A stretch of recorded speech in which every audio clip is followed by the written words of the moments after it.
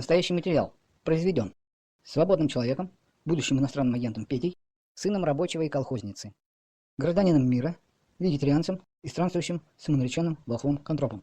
Либо касается деятельности будущего иностранного агента Пети Контропа. Увиденное в данном видео не стоит воспринимать серьезно, так как автор канала очень благостен, находится в плену своих фантазий и художественных образов, представляет окружающую действительность по-своему. Художественный фильм сделан с помощью искусственного интеллекта и свободного программного обеспечения.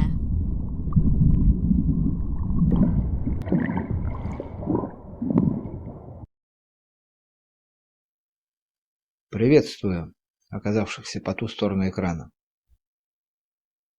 Это как раз тот самый редкий случай, когда могу сказать «мы», хоть и ненадолго, но встретились в виртуальном пространстве, которое предоставила нам матрица, распахнувшая свои кибернетические просторы. Делюсь с вами продолжением к краткому превью канала Пятиконтроп 911 из нескольких серий, служащих для развлечения людей и собственной творческой самореализации. Именно для людей, таких же, как и я, оказавшихся в человеческой шкуре, достигших совершеннолетнего возраста, невзирая на свои прожитые годы, и способных мыслить самостоятельно. Для других существ я планирую записать отдельное видео на более понятном для них языке, ставя своей целью уже обучить их собственному учению, которое создавал исключительно для хищных рептилоидов, ну и, конечно, которые подходят человеку. Фильм основан на реальных событиях, произошедшими со мной за полвека существования на земной плоскости. Но все же увидено именно мной, моими глазами, и в разное время своего созревания. Поэтому любые совпадения случайны. К тому же, я долгие годы пребывал в заколдованном состоянии и не мог адекватно воспринимать действительность. Мемуарные откровения небольшими привираниями для более художественного оформления – моя субъективная точка зрения, взглядом неудавшегося художника, вольного плотника, начинающего музыканта, кончающего литератора, свободного философа и бывшего кришнаита-алкоголика, долгие годы блуждающего во тьме невежества. Это только последнее время я совершил восхождение на скрытую гору Кутаис, где стал волхвом, осуществил ряд квантовых скачков и стал еще более благостным. Мне удалось обрести полное счастье, просветлиться и поехать окончательно, расширив сознание, отправиться в мир, объявив себя его гражданином. Пришло время рассказать вам про все это, ввести вас в курс дела относительно происходящего с нами ранее, так как требуется внести ясность в исторические события и теорию Дарвина. Вдруг вы о них не знаете. Поэтому, прежде чем начать свой рассказ, мне пришлось подготовить некую прелюдию, аж потом только вы сможете узнать мою историю. Хорошего вам просмотра. Увидимся в следующей серии.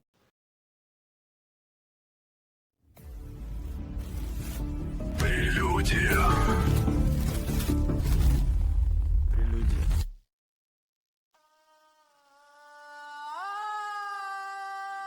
Сначала ничего не было, кроме бесконечности, состоящей из множественных бесцветных слоев альфа-каналов, в которых обитали прозрачные призрачные сущности. Гимпа сам по себе крутящийся в своих галактиках. Гимпа, который рисовал галактики. Говенда и Гленда, которые наделяли эти миры осмысленностью. Населяя их всевозможными скотами, богами и множественными примитивными существами. Мотами, неспособными представить себе даже самую обыкновенную бесконечность.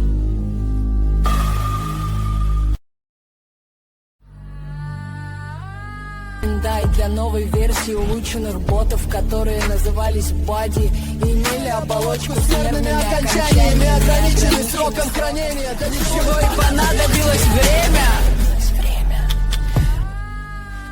Взяли одну подходящую галактику, и чтоб не испортить ее всю сразу, стали пробовать на крошечном участке. На участке плоской земли, напечатав туда первую партию Подопытных покрасивши, назвав неоалтодертальцами, поместив на выделенной области реальности как временные файлы.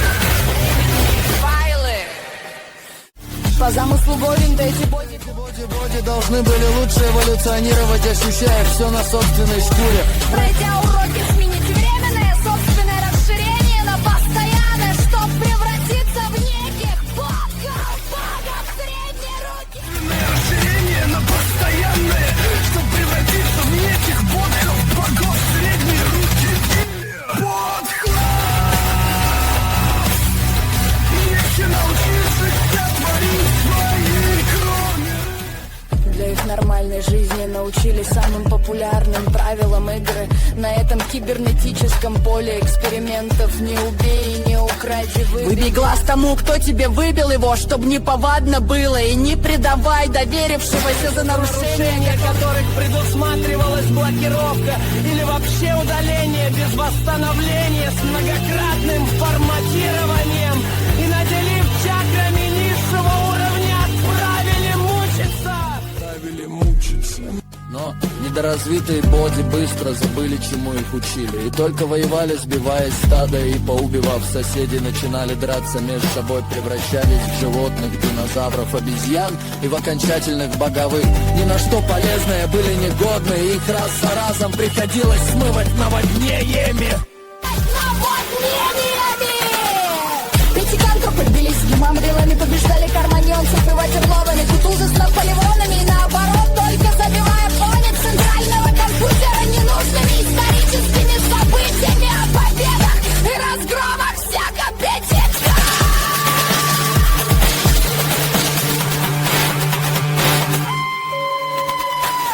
В общем, плюнули на это дело сначала боги, а после сам Говинда с Глендой отдали рептилоидам для более тонкого издевательства. Те не будь дураками и знающие толк в этих делах. Плоскость немного вогнули внутрь, чтоб будущие граждане оттуда так просто не вылазили. И для большей путаницы наклепали несколько немного различающихся эгрегоров с как бы разными законами, царями и языками, добавив туда всевозможных скрытых файлов демонов, символы которых с удовольствием нацепляли на себя боди. когда там закипела жизнь по-настоящему, накрыли все это дело этаким прозрачным капом небесным, капом небесным, сохранив возможность им видеть прекрасное, но все же отделе мирового океана, показав тем самым, что коммунизм все-таки есть. И подкупольным обитателям было куда стремиться.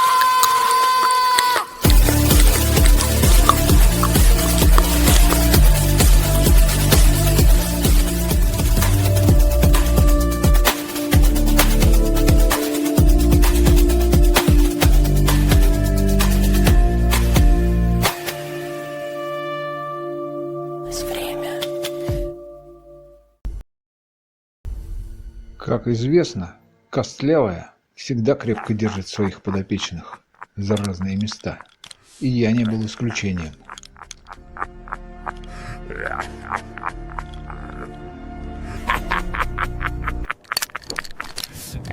Она хотела отправить меня по месту прежней прописки на планету Менстраль, что в созвездии Ежи, где я уже несколько раз отбывал свой жизненный срок. Но мне повезло. Родина расслабилась и разжала клешни. Я выскочил в точку нуля, в зал ожидания на Землю, заявив свое желание стать потенциальным человеком. Птичка матрица, я стучу назад.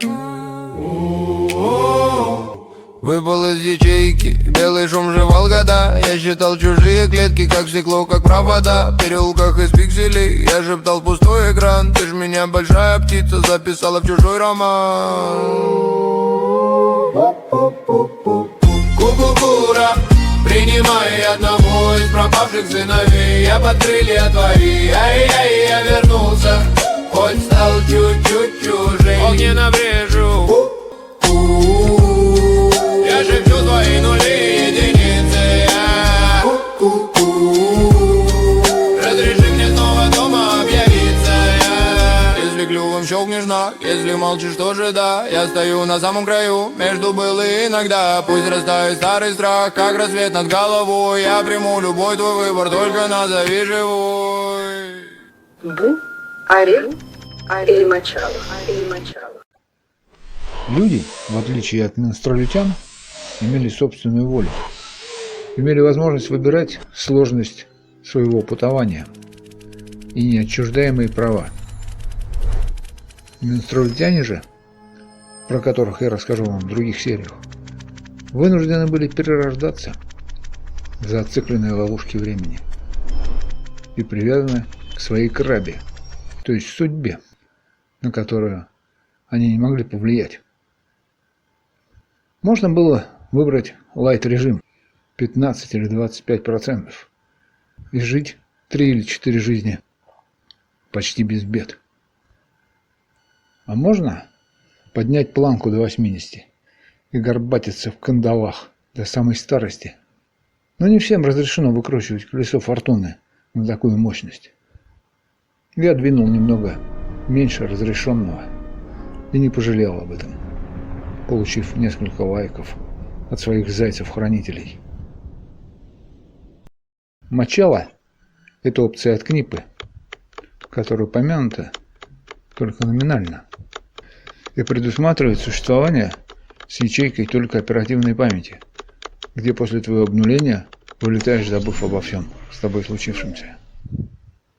Или, правильнее сказать, помнишь до тех пор, пока не родишься вновь. Выберите другую точку перерождения. Я, как обычно, выбрал дуб. Но, как оказалось, мои родовые перерождения в виде дуба уже закончились. Это означало, что я прожил свои космические присушки перед доставшимся родом. И могу пойти своим личным персональным путем в виде ореха. После присяга с набором необходимых обещаний и обязательств. И, соответственно, само рождение в теле временного биокомпьютера. Я дух, летящий из темноты, соль на губах, на ладонях следы. Сколько раз я падал лицом в этот снег,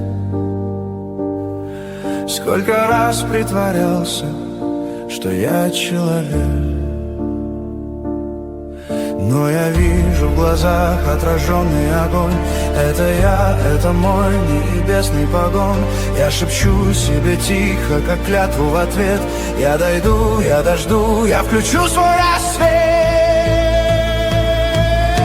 Я воин света, слышишь? Время, смотри, из черной ночи я выхожу изнутри. Клянусь стать чище, клянусь стать добрее, каждому сердцу идти теплее. Я воин света, я выбираю путь, пусть будет страшно, я не сверну, я поднимаюсь, пока горит планета.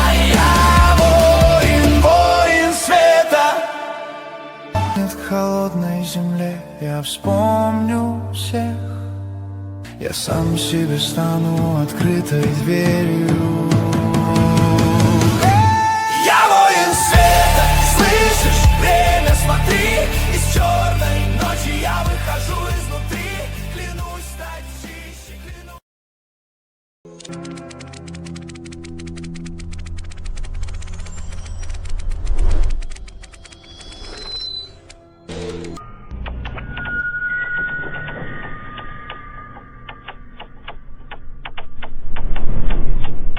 И я улетел на землю, на которой уже бывал пару раз.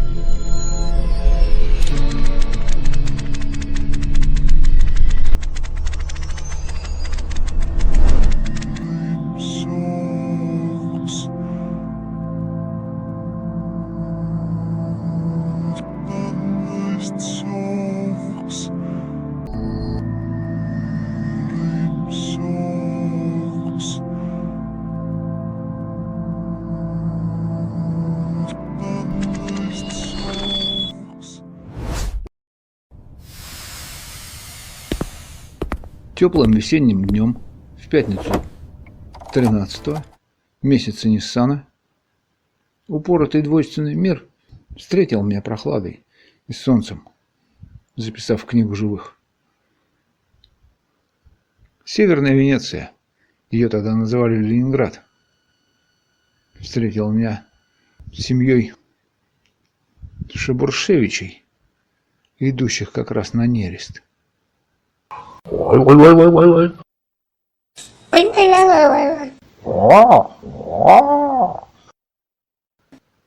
Они в соседней комнате как раз колдовали, произнося мантры своим богам.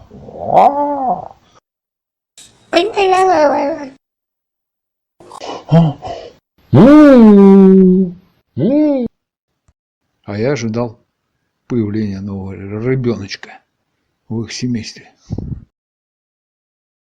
Квартира мне понравилась. В ней был огромный шкаф с книгами, в котором хранились бесчисленные мысли и нужные знания.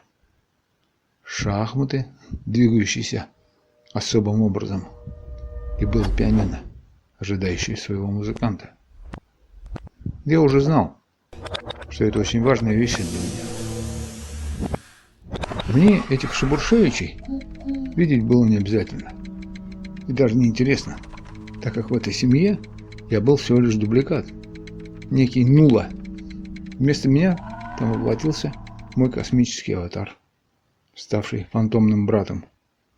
А я, Еден, отправился в Можайск, в семью рабочего Коли и колхозницы Вали, проживать свою реальную жизнь. Уважаемые пассажиры, поезд прибывает на станцию Красный Строитель. Ку-ку-ку-ку-ку-ку-ра, принимай одного из пропавших сыновей. Я под крылья твои, ай-яй, я вернулся, хоть стал чуть-чуть чужим. О, ненавижу, я шепчу твои нули и единицы. Разреши мне снова дома объявиться.